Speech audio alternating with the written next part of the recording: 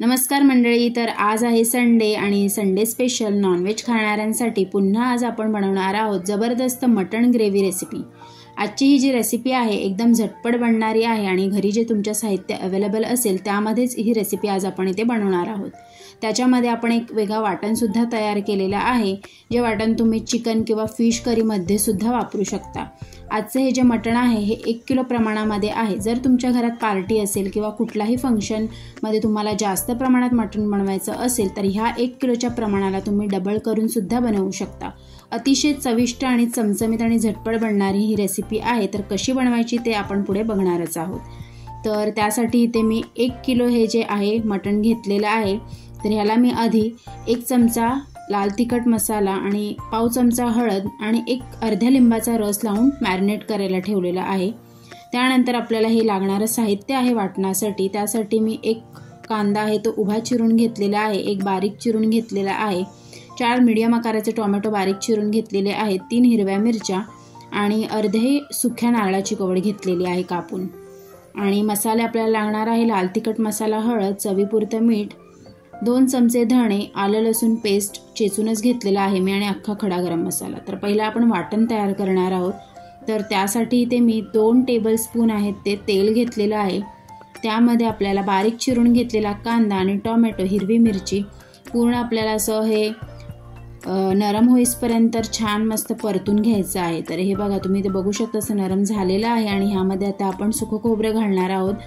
तर आता हे सुकं खोबरं सुद्धा आपल्याला मस्त असा तांबूस रंग येईपर्यंत हे सगळं परतून घ्यायचं आहे। त्यामध्ये मी धणे सुद्धा घातलेले आहेत। तर हे सगळं साहित्य आहे मस्त छान मस्त परतून घ्यायचं आहे आपल्याला। तर तुम्ही ते बघू शकता आता छान मस्त हे परतून झालेलं आहे। आता आपण हे गॅस बंद करून थंड होण्यासाठी ठेवूया। थंड झाल्यानंतर आपल्याला मिक्सरच्या भांड्यामध्ये हे वाटून घ्यायचं आहे थोडंसं पाणी घालून। आता आपण मटणची फोडणी करायला घेतोय। तर त्यासाठी ते मी कुकरमध्येच करणार आहे फोडणी। कुकरच्या भांड्यामध्ये 3 ते 4 टेबलस्पून तेलामध्ये अख्खा खडा गरम मसाला घ्यायचा आहे, उभा लांब पातळ कांदा जो चिरून घेतला होता तो घालायचा आहे आणि छान गोल्डन ब्राऊन रंग येईपर्यंत परतून घ्यायचा आहे। आता कांदा इथे झालेला आहे। 2 चमचे घरचा आगरी मसाला मी घातलेला आहे, पाव चमचा हळद घालायची आहे। हळद आपण ऑलरेडी घातली होती म्हणून म्हणजे मटणला लावून घेतली होती। आता ह्यामध्ये आपण आलं लसूण पेस्ट जी कुटून घेतली होती तीच घालतोय, छान मिक्स करून घ्यायचं आहे। त्यानंतर मॅरिनेट केलेलं मटण आहे ते ह्यामध्ये आपल्याला घालायचं आहे आणि मटण छान वरून खालून आपल्याला मिक्स करून घ्यायचं आहे। पूर्ण मटणला हा मसाला लागला पाहिजे अशा प्रकारे मिक्स करून घ्यायचा आहे। त्यानंतर आपल्याला यावर झाकण द्यायचं आहे, 5 मिनिटासाठी वाफ काढून घ्यायची आहे। 5 मिनिटानंतर आता आपण बघणार आहोत। छान मस्त परत मिक्स करून घ्यायचं आहे। पाणी सुटलेलं आहे मटणला तुम्ही ते बघू शकता। पुन्हा एकदा आपण छान मिक्स करून घेऊयात आणि ह्यामध्ये जे आपण वाटण केलं होतं ते आपण ह्यामध्ये घालणार आहोत। तर वाटण तुम्ही तुमच्या आवडीनुसार घालू शकता, तुम्हाला किती म्हणजे ग्रेव्ही हवं आहे त्यानुसार पाणी आणि वाटण हे तुम्ही कमी जास्त तुमच्या आवडीनुसार करू शकता। तर हे जे मी जेवढं वाटण केलं होतं त्याचं मी अर्धं घातलेलं आहे। छान मिक्स करून घ्यायचं आहे, चवीपुरतं मीठ घालायचं आहे, मीठ सुद्धा छान मिक्स करून घ्यायचं आहे। आणि पाणी ह्यामध्ये आपल्याला शक्यतो गरमच वापरायचं आहे, थंड पाण्याचा वापर नाही करायचा आहे। तर पाणी घालते मी 2 ग्लास। पुन्हा 5 मिनिटानंतर आता आपण चेक करणार आहोत। मिक्स करून घ्यायचं आहे छान वरून खालून। आणि आता इथे मी बटाटा घातलेला आहे, बटाटा ऑप्शनल आहे, तुम्हाला आवडत असल्यास तुम्ही घालू शकता, नाही घातलात तरी चालेल। आता 2 ग्लास मी ते गरम पाणी घातलेलं आहे, पुन्हा मिक्स करून घ्यायचं आहे छान।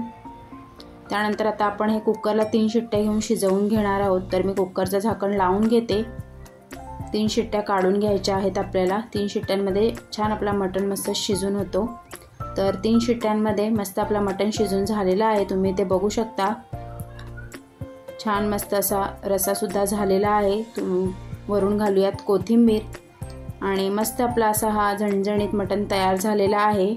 तर मंडळी, आय होप तुम्हाला आजची रेसिपी सुद्धा आवडली असेल। तर नक्कीच लाईक करा, खूप सारं शेअर करा आणि जर तुमची काही कमेंट असतील तर बाकी कमेंट करायला विसरू नका। आणि अशाच नवनवीन रेसिपीजसाठी आरव अँड ममाज किचनला फॉलो करा। धन्यवाद।